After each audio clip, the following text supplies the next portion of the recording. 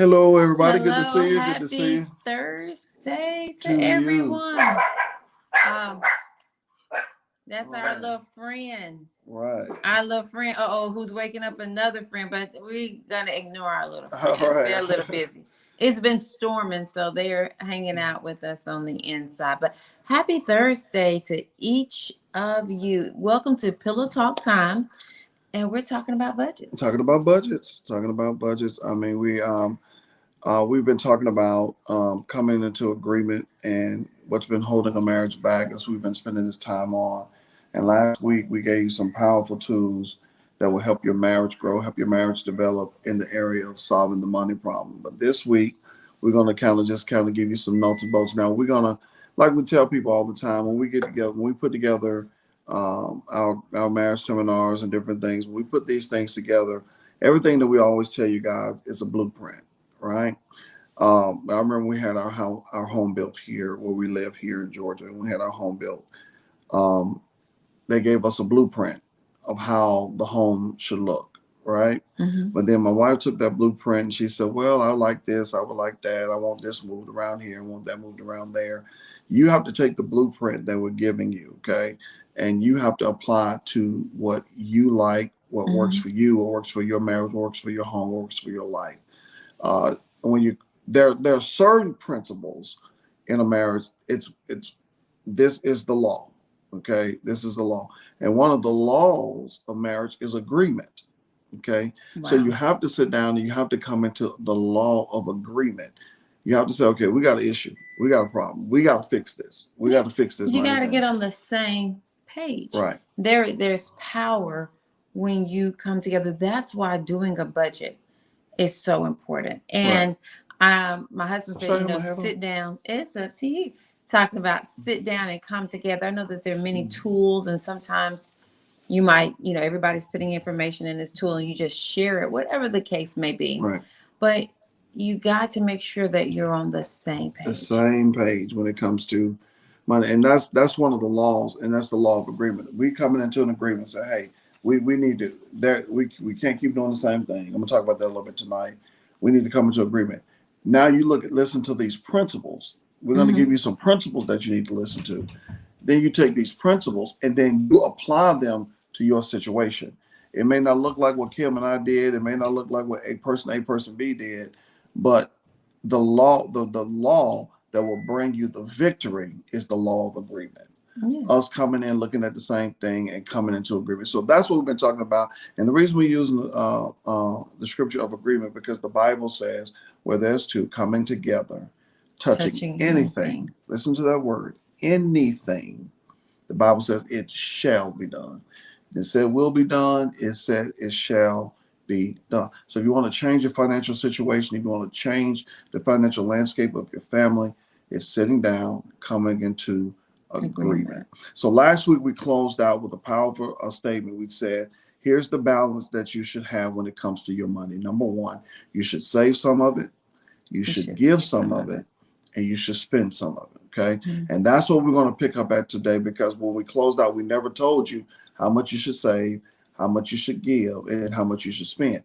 We're going to give you a formula that we kind of use. Now, we're going to give you a formula to start with. Mm-hmm. Okay. But as you grow into this, the formulas will change. It'll change. It'll become, you start putting more money towards other things as you go. Go ahead. And I will say this as well. And that's the beauty of a budget. A budget is nothing but a game plan. A budget is telling every dollar where it needs to go. Right. And so we have some general percentages that we use. And if you follow financial planners, sometimes they deviate. It depends on your philosophy, maybe where your goals are in terms of risk and things of that nature. But what I wanted to say, because a budget is a plan, that it could shift. Those percentages may adjust. There might be certain times of year, holiday time, around a birthday, a special event, or a special occasion, that you may shift one of those percentages somewhat. Right. But a budget is nothing but a game plan. That's all it is. And what you will find out if you've done a budget, and anybody that has really done a budget out there, that you put it out, and sometimes within the month you might have to shift. Things come up that are unexpected. Yeah. Things come up that you did not calculate, and things of that nature. But it's that game plan, it's that blueprint, it's those fences that you put in place. Honey, I'm just glad you said that because you're thinking about a game plan. I used to coach football, right? And we have a game plan. We go into the game. Mm-hmm. We're going to do this. We're going to do that. We're going to call this play. We're going to operate this. We're going to do this. And you said something that was very key. You said, and in a game, you could plan out the game. You can plan it out to the best But of your ability. Something's going to happen that you didn't expect. Mm-hmm. And when that happens, you go back to the game plan. And right? you figure out what you need exactly. to do. If we're backed up, this is what we're going to call.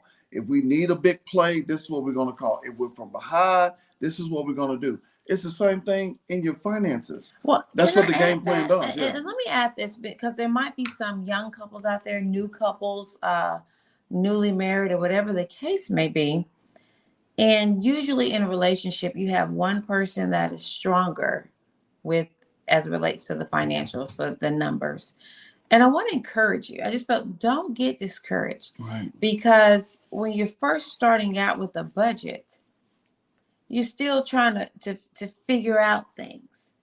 And you're still trying to guess because maybe you just never really paid attention. Right. Maybe you just swiped. And you never really thought about it. Like, how much do I really spend in gas a month? Mm-hmm. How much do we really spend in groceries and supplies? Or I never thought about entertainment, or I never thought about whatever your categories are. And so until you get into the routine of it, it's going to be trial and error. I remember when we first started doing budgets, and I would have to tell my husband, I said, look, sweetie, and I love numbers. Oh, I love a budget. That is my sweet. I just love it. I absolutely love it. I could do it all day. I just love it. And so I was trying to get my husband to understand a budget is giving every dollar that comes to the household a name. And so we would do the budget. And when we first started out, the ends didn't. We're going to get there. We're going to give it everybody. Well, I got to tell them. I got to tell them about you. Yeah. When we first started out, the ends didn't meet. Right. They would look at each other. One end be like, you know, this is what we made and this is what we owe. And so I would say, honey, you got to write everything out. I don't care what the picture looks like. And so, we make out the budget, and I'm just going to pick on one area. And see, right now he doesn't have any hair, but he used to have hair back in the day. Yeah. And so we make the budget out, and I look at it, and if, my husband, he believes in grooming himself and things like that. Love that about him. And I look at the budget and I say, honey, you didn't include the barbershop on there. Mm-hmm. Oh, I'm just going, I'm taking it. No, sweetie. Yeah. If you're going, unless you got money coming in from somewhere, I don't know. If it's coming out of these resources, these checks, that we're counting in the budget, you got to put it on there. Mm-hmm. No, I say, all right. And then I finally got him to put the barbershop amount on there. And then I say, you going to give them a tip? Mm-hmm. You have to give every dollar. And that you're tricking, you're fooling yourself saying, well, because he didn't want it to make the numbers look bad, but it is what it is, because I know you're going to still go spend it. Right. So now you're undermining the effort. But anyway, I just thought I'd tell them about that. That's a good point. And it goes into what we're going to talk about tonight is giving every dollar a name. But before we go into that, I want to ask you a question. Do y'all know the definition of insanity? Do you know the definition of insanity? I do know. The definition of insanity. Go ahead and tell them the definition. The definition of insanity is pretty much doing the same thing over and over again and expecting a different result. Doing the same thing over and over and over again. You know the outcome, but you have a different expectation. It's going to be different this time. It's going to be different this time. And we see so many married couples. That's what you're doing. Yeah, right? the same thing. You're doing the same thing over and over and over again. You want, man, Lord, how come I can't come out? God, what's going on?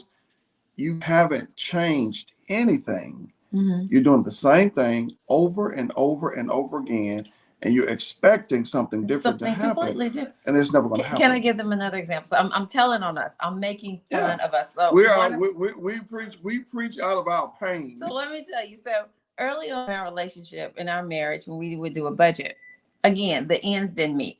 So we sit there and try to map everything out and map it out to zero because we've given every dollar a name.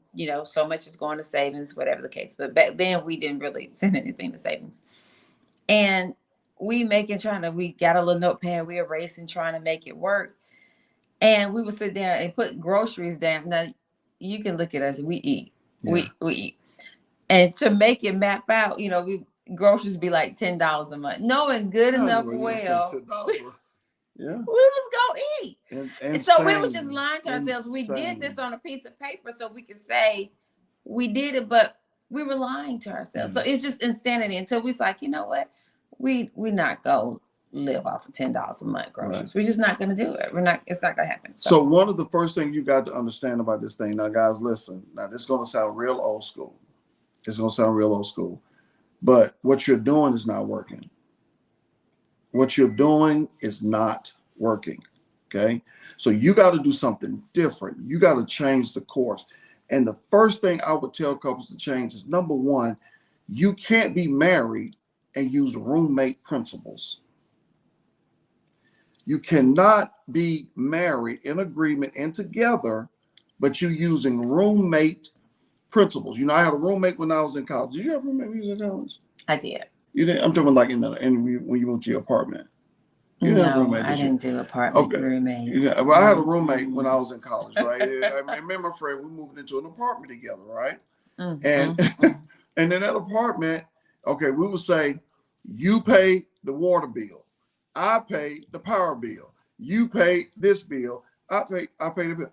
Do you know married couples are married in agreement, trying to build wealth, trying to do this thing together, trying to build this vision together, and they splitting bills down the middle like their roommates. You pay this bill, I pay this bill, you pay this bill, I pay that bill. Guys, that's not going to work.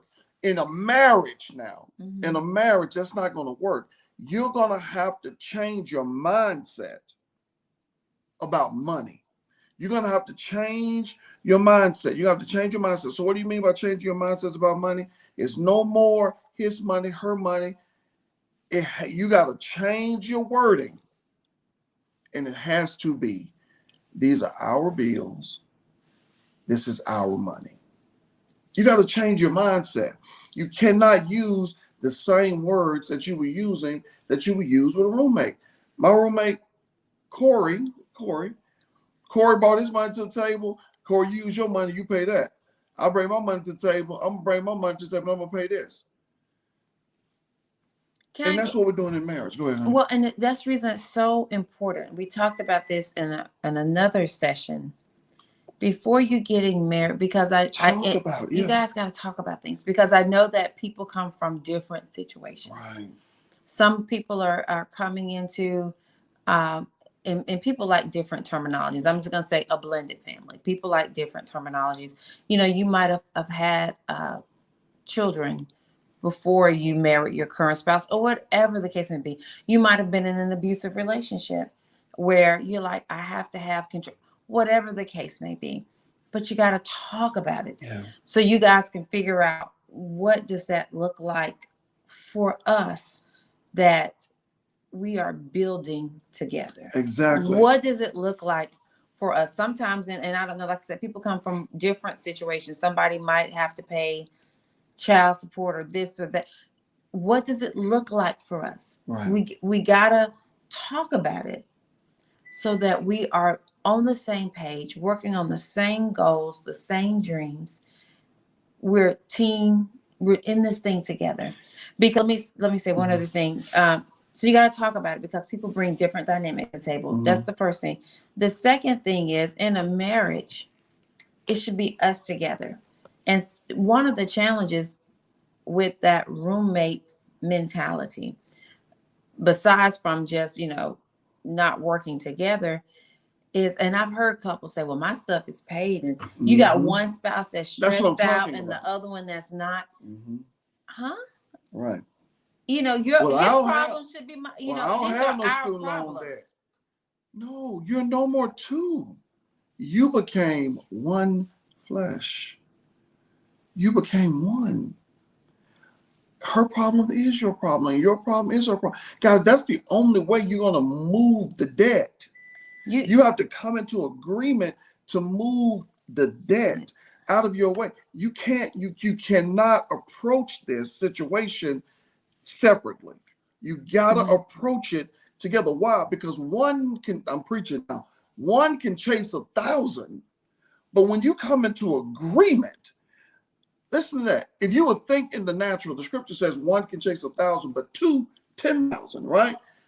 It seems like it said one can chase 1,000. And then when two come together, we should be able to chase 2,000.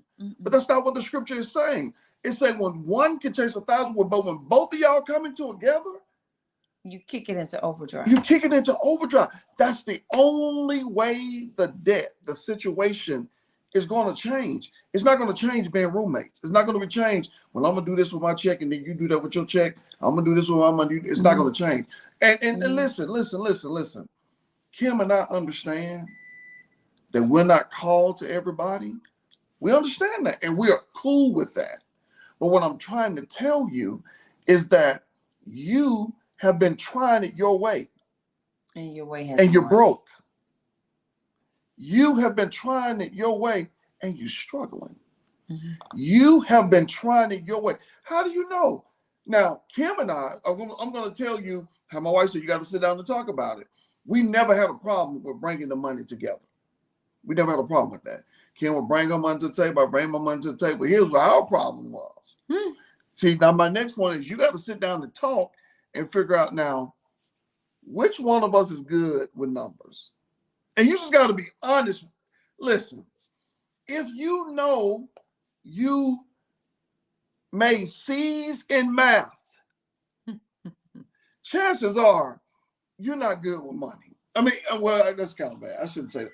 But if you know if you're good, if you're good with numbers or not. You know that. If you don't like looking at numbers, it don't if make sense. If you can't balance your own money, and see, that was me. Okay, so let's go back to the story of me and Corey. You know, we got evicted. Me and Corey, not me and my wife, me and Corey. Because I was trying to pay stuff in. We'll pay the stuff. So here's the thing. But my wife, she just trusted me, being a great, thank you for trusting me. And we would sit down, and I wasn't good at that. That was not my strength. But having conversations, because he says I trusted him. But I was going to say this, not this is our situation, but some of you might say, well, my spouse isn't good with money, or my spouse, maybe there's some type of abuse or something. Yeah. Go get some help. You need to get some help. Go get some help. If there's abuse or somebody's controlling, it's a difference in let's sit and talk about it, come on the same page, and somebody's trying to control and manipulate you. And then listen, you can't be defensive either. You can't have the mindset that you're trying to be controlled, when in actuality, we're trying to put some fences up. Because you swipe. Remember you got and see, that was my thing. And we preach out about pain. When the check dropped, I said, you ain't gonna tell me what to do with my money. You just ain't gonna tell me what to do. I'm gonna do. I worked hard. Such a good time. I deserve to have. Listen, and you do deserve, and then within parameters of what you can do. Keep them folks out your business. Family folk, keep it out your business. Because folks in my family, y'all know who y'all are. Y'all tell me, so your wife run you. She control you. She tell you what to do. Here I am listening to that mess, bringing that mess back to my house. And all my wife was trying to do was build fences. All my wife was trying to do was get us out of an apartment. She wanted to get us out of paying rent. That's all she wanted to do. But be listening to them old men. Y'all know y'all are. Tell myself, don't let your wife run you. You need to control everything. Well, first of all, here's the problem with that. How did they know my wife was controlling the money? You know how they knew? Because I was talking about it. Stop letting people in your house. Stop letting your kinfolk in your home. Sometimes your home is sacred. It can be your homies. It can be your friends. Guys, listen, you got to sit down and have a heart-to-heart, chest-to-chest talk. Hey, listen, I ain't good at that. I trust you with that. Now, here's the thing. Here's the powerful thing. You may start off one way, and then eventually You'll change because I begin to see the benefit Mhm. in saving, the benefit in putting some money aside. I begin to see the benefit in it. And then you may become stronger in there. But guys, you got to sit down and talk. Now, we know that there's abuse out there. We know that there's control out there. We know that. Okay. And nobody's telling you to submit to that. Don't submit to or that. someone has some type of addictive or destructive behavior. But don't be like Peanut. That's a different situation. Don't be like Peanut now. You know, my wife said she married two people. She married Bishop Johnson and Peanut. Now, Peanut, back in the day, you know, we had to crucify. I had to crucify the flesh. She said, honey, I'm not trying to control you. She said, I'm your biggest cheerleader. One time she told me, she said, honey, all I'm trying to do, and I remember this was way early part of the night. She said, all I'm trying to do is save you from public embarrassment. I'm trying to save you. I'm trying so you can have something. So you can have something. You can live life in dignity. Yeah, you got to. Exactly. Hold your head up. Hold your head up in dignity and pride. I did say that. I said, when you get to the end of the, I said, I want you to be able to hold your head up. You want to be able to hold your head up. You want to be able to hold your head up. Man, you got wives running out here. You can hold that box giving, of Popeye's giving chicken. husbands whole checks to the church. Telling some Lord didn't heal them, and then gave all the savings away. And then they got to come home and tell that man that who been working hard trying to save that. My guys, you can't listen. Y'all got to talk about that stuff, man. You got to talk about it. Y'all got to talk about that stuff. And it didn't hit you, and it didn't hit your husband. And it didn't hit you, and it didn't hit your wife. It's going to hit both of y'all. It's going to hit you. See, I know about church folks, see, and they blame everything. They bring all this foolishness on the spirit. So, all right, let's give you a formula. Did you make the last point you want to make? Yes. Okay. Let me give you a formula. This formula is what my spiritual father shared with me. And my spiritual father is Apostle Calvin Washington, a powerful man of God. He always said he came from the cotton fields to the courthouse. God took him from poverty to wealth. And I listened to people that had amassed wealth. I haven't listened to a whole bunch of people that got a whole bunch of ideas. Everybody got ideas now. Everybody got ideas. I remember one time, we only got 3 minutes. I remember one time, can you remember? I'm looking because I can't see the clock. Yeah, we went to that workshop, and the guy was trying to tell me about those stock tips. How he can remember that? I said, "Get me up out of here." He can guarantee you. Yes. He can guarantee it was a punt. It was a scam. He can guarantee your return. I said, "Honey, no, they can't do that. Get up, let's go." Let me show you why you got. That's why you got to sit down and talk with each other.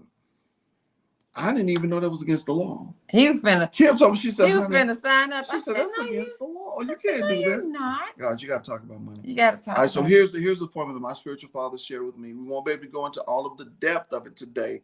We'll be able to share a little bit about that on next week. Okay? And can I add before you give the formula? And this is kind of, he was setting up like this is a base. As you grow, you might contribute more, because when you first start out, you have more sometimes discretionary expenses, but as you've worked for a while, some of the initial things that you had to purchase, you don't have to purchase like that or as frequently.